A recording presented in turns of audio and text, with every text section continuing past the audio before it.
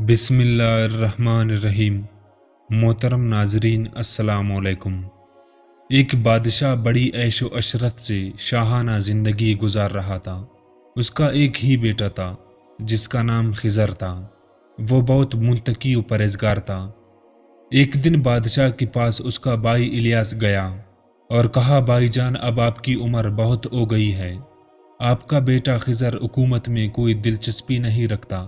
آپ خضر کی شادی کرا دیں تاکہ اس کی اولاد میں سے کوئی آپ کا جانشین بن کر تخت شاہی سنبھال لے اور اس طرح حکومت ہمارے ہی خاندان میں رہے۔ بھائی کی بات بادشاہ کو پسند آئی۔ اس نے اپنے بیٹے کو بلا کر کہا، بیٹا تم شادی کر لو۔ شہزادے نے انکار کیا تو بادشاہ نے کہا، تمہیں شادی ضرور کرنا پڑے گی۔ سعادت مند بیٹے نے جب باپ کا اصرار دیکھا تو شادی کے لیے تیار ہو گیا۔ بادشاہ نے ایک دوشیزہ سے اس کی شادی کرا دی۔ جب شہزادہ اپنی بیوی کے پاس گیا اور کہا، مجھے عورتوں میں کوئی شوق نہیں، اگر تو چاہے تو میرے ساتھ رہے اور اللہ کی عبادت کر، تیرا پورا خرچہ خزانے سے ادا کیا جائے گا، لیکن ہمارے درمیان ازدواجی تعلق قائم نہ ہو سکے گا۔ اگر اس بات پر راضی ہو تو میرے ساتھ رہے اور اگر چاہتے ہو تو میں تجھے طلاق دیتا ہوں۔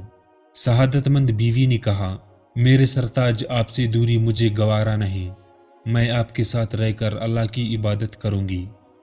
شہزادے نے کہا، اگر یہی بات ہے تو میرا راز کسی پر ظاہر نہ کرنا۔ اگر تو میرا راز چھپائے گی تو اللہ تجھے اپنے حفظ و امان میں رکھے گا۔ اگر میرا راز فاش کرے گی تو اللہ تجھے ہلاکت میں مبتلا کر دے گا۔ اس نے یقین دہانی کرائی کہ میں یہ راز پوشیدہ رکھوں گی۔ اس طرح وہ دونوں میاں بیوی دن رات اللہ کی عبادت میں مشغول رہنے لگے۔ 1 سال گزرنے کے باوجود ان کے ہاں اولاد نہ ہوئی تو بادشاہ نے اپنی بہو کو بلایا اور کہا، میرا بیٹا بالکل نوجوان ہے، تم بھی جوان ہو، پھر بھی تمہارے ہاں اولاد کیوں نہ ہوئی؟ سعادت مند بیوی نے کہا، اولاد اللہ کے حکم سے ہوتی ہے، جب وہ چاہے گا اولاد عطا فرمائے گا۔ پھر بادشاہ نے اپنے بیٹے خضر کو بلایا اور کہا، 1 سال گزرنے کے باوجود تمہارے ہاں اولاد کیوں نہ ہوئی؟ کہا، اولاد اللہ کے حکم سے ہوتی ہے، جب وہ چاہے گا عطا فرما دے گا۔ پھر لوگوں نے بادشاہ سے کہا، شاید یہ عورت بانجھ ہے، اسی لیے اولاد نہ ہوئی۔ آپ شہزادے کی شادی کسی ایسی عورت سے کرائے جو بانجھ نہ ہو اور اس کے ہاں اولاد ہو چکی ہو۔ بادشاہ نے شہزادے کو بلایا اور حکم دیا کہ اپنی بیوی کو طلاق دے دو۔ شہزادے نے کہا، ابا جان، اسے مجھ سے جدا نہ کرے، وہ بڑی بابرکت اور قابل رشک عورت ہے۔ بادشاہ نے کہا، تجھے میری بات ماننی پڑے گی۔ بالآخر شہزادے نے یہ بات تسلیم کر لی اور مجبوراً طلاق دے دی۔ بادشاہ نے شہزادے کی شادی ایک بیوہ سے کرا دی جس کی پہلے بھی اولاد ہو چکی تھی۔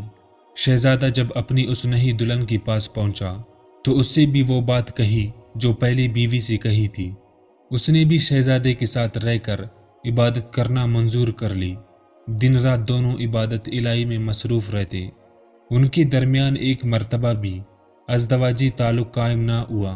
سال گزرنے کے باوجود جب اولاد کی آثار نظر نہ آئی تو بادشاہ نے اس عورت کو اپنے پاس بلایا اور کہا، اپنے پہلے خاوند سے تیرے اولاد ہوئی، اب میرے بیٹے کی اولاد تجھ سے کیوں نہ ہوئی؟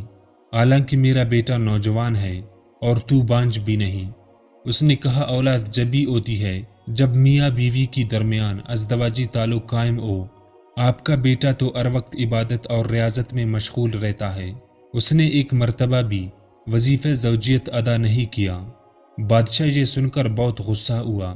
اس نے خادم بھیج کر شہزادے کو بلوایا، لیکن شہزادہ وہاں سے بھاگ گیا تھا۔ 3 سپاہی اس کے پیچھے گئے تو شہزادہ مل گیا۔ سپاہیوں نے بادشاہ کے پاس لے جانا چاہا تو اس نے جانے سے انکار کر دیا۔ 2 سپاہی لے جانے پر بضد رہے تو تیسرے نے کہا، شہزادے پر سختی نہ کرو، اگر ہم اس وقت اسے بادشاہ کے پاس لے گئے تو ہو سکتا ہے کہ بادشاہ غصے میں آ کر اپنے اس نیک بیٹے کو قتل کرا دے۔ بہتری اسی میں ہے کہ شہزادے کو اس کی آل پر چھوڑ دیا جائے۔ دونوں سپاہی تیسرے کی بات سے متفق ہو گئے اور شہزادے کو وہیں چھوڑ کر بادشاہ کے پاس پہنچے۔ بادشاہ نے شہزادے کے متعلق پوچھا تو 2 سپاہی کہنے لگے، عالیجہ ام نے تو اسے پکڑ لیا تھا، لیکن ہمارے رفیق نے اسے چھڑا دیا۔ بادشاہ نے غصے میں آ کر تیسرے سپاہی کو قید میں ڈال دیا۔ پھر بادشاہ شہزادی کے متعلق سوچنے لگا۔ اچانک اس نے دونوں سپاہیوں کو بلایا۔ جب وہ سامنے آئے تو کہا، تم دونوں نے میرے بیٹے کو خوفزدہ کیا، اسی لیے وہ مجھ سے دور چلا گیا۔ اے جلاد، انہیں پکڑ کر لے جا اور ان کے سر قلم کر دے۔ پھر شہزادے کی دوسری بیوی کو بلوایا اور کہا، تو نے میرے بیٹے کا راز فاش کیا، تیری وجہ سے وہ مجھ سے دور چلا گیا۔ اگر تو اس کے راز کو چھپاتی تو آج وہ میری آنکھوں کے سامنے ہوتا۔ اے جلاد، اسے بھی قتل کر دے۔ پھر بادشاہ نے تیسرے سپاہی اور شہزادے کے پہلے بیوی کو بلایا اور کہا، تم دونوں جہاں چاہو میری طرف سے آزاد ہو۔ وہ نیک سیرت عورت اپنے شہر کے دروازے کے پاس ایک چھوٹی سی جھونپڑی میں رہنے لگی۔ جنگل سے لکڑیاں کاٹ کر بیچتی اور اپنا گزارا کرتی۔ ایک دن ایک غریب شخص اس کی طرف آ نکلا۔ اس نے جھونپڑی دیکھی تو قریب آیا اور بسم اللہ شریف پڑھنے لگا۔ عورت اس کی آواز سن کر باہر آئی اور کہا، اے مسافر، کیا تو اللہ کے متعلق جانتا ہے؟ کیا تو اس وحدہ لا شریک ذات پر ایمان رکھتا ہے؟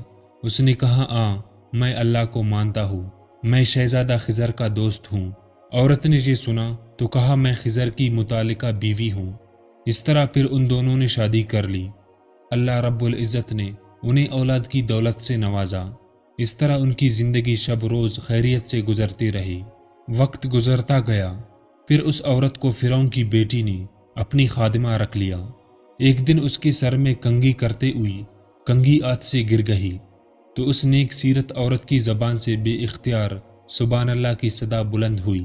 فرعون کی کافر بیٹی نے جب یہ آواز سنی تو کہا، کیا تو نے میری باپ فرعون کی تعریف کی ہے؟ اس مومنہ نے جواباً کہا، نہیں، میں نے تیری باپ کی تعریف نہیں کی، بلکہ میں نے تو اس پاک پروردگار کی پاکی بیان کی جو میرا تیرے باپ فرعون کا اور تمام کائنات کا خالق ہے۔ عبادت کے لائق صرف وہی وحدہ لا شریک ذات ہے۔ اس مومنہ کی ایمان بری گفتگو سن کر فرعون کی بیٹی نے کہا، میں تمہارے بارے میں اپنے والد کو بتاؤں گی کہ تم اسے خدا نہیں مانتی۔ عورت نے کہا، بے شک بتا دو۔ فرعون کی بیٹی نے اپنی باپ کو بتایا تو اس نے نیک سیرت مومنہ کو اپنی پاس بلایا اور کہا، ہم نے سنا ہے کہ تو ہمارے علاوہ کسی اور کو خدا مانتی ہے۔ تیری سلامتی اسی میں ہے کہ تو اس نئے مذہب کو چھوڑ کر ہماری عبادت کر اور ہمیں خدا مان، ورنہ تجھے دردناک سزا دی جائے گی۔ عورت نے کہا، جو چاہے کر، میں کبھی بھی شرک کی طرف نہ آؤں گی۔ فرعون نے جب ایک ایماندار اور نیک سیرت عورت کی ایمان افروز گفتگو سنی تو بہت غضبناک ہوا اور تانبے کی دیگ میں تیل گرم کرنے کا حکم دیا۔ جب تیل خوب کھولنے لگے تو اس کے بچے کو ابلتے ہوئے تیل میں ڈال دیا۔ کچھ ہی دیر میں بچے کی ہڈیاں تیل میں تیرنے لگی۔ ظالم فرعون نے عورت سے کہا، کیا تو مجھے خدا مانتی ہے؟ اس نے کہا، ہرگز نہیں، میرا خدا وہی ہے جو تمام جہانوں کا خالق و مالک ہے۔ فرعون نے اس کا دوسرا لڑکا منگوایا اور ابلتے ہوئے دیگ میں ڈال دیا۔ پھر اس عورت کو شرک کی دعوت دی، اس نے صاف انکار کر دیا۔ فرعون نے اس کی ایک اور بچے کو تیل میں ڈال دیا۔ اسی طرح اس باعمت صابر و شاکر عورت کی تمام بچوں کو ابلتے ہوئے تیل میں ڈال دیا، لیکن اس نے اپنا ایمان نہ چھوڑا۔ ظالم فرعون نے حکم دیا کہ اسے بھی اس کی بچوں کی طرح تیل میں ڈال دو۔ سپاہی جب اسے لے جانے لگے تو فرعون نے کہا، اگر تمہاری کوئی آرزو ہو تو بتاؤ۔ اس نے کہا، ہاں، میری ایک خواہش ہے، اگر ہو سکے تو یہ کرنا کہ جب مجھے تیل کی ابلتی ہوئی دیگ میں ڈال دیا جائے اور میرا سارا گوشت جل جائے تو اس دیگ کو شہر کے دروازے پر بھجوا دینا۔ وہاں میری ایک جھونپڑی ہے، دیگ اس میں رکھ کر جھونپڑی گرا دینا تاکہ ہمارا گھر ہی ہمارے لیے قبرستان بن جائے۔ فرعون نے کہا، ٹھیک ہے، تمہاری اس خواہش کو پورا کرنا ہماری ذمہ ہے۔ پھر اس جرت مند مومنہ کو ابلتے ہوئے تیل میں ڈال دیا گیا۔ کچھ ہی دیر بعد اس کی ہڈیاں بھی تیل کی سطح پر تیرنے لگی۔ حضرت سیدنا ابن عباس رضی اللہ تعالیٰ عنہ سے مروی ہے کہ نبی کریم صلی اللہ علیہ وسلم نے ارشاد فرمایا، شب معراج میں میں نے ایک بہترین خوشبو سونگھی تو کہا، اے جبرائیل علیہ السلام، یہ خوشبو کیسی؟ کہا، فرعون کی بیٹی کی خادمہ اور اس کی بچوں کی خوشبو ہے۔ سبحان اللہ۔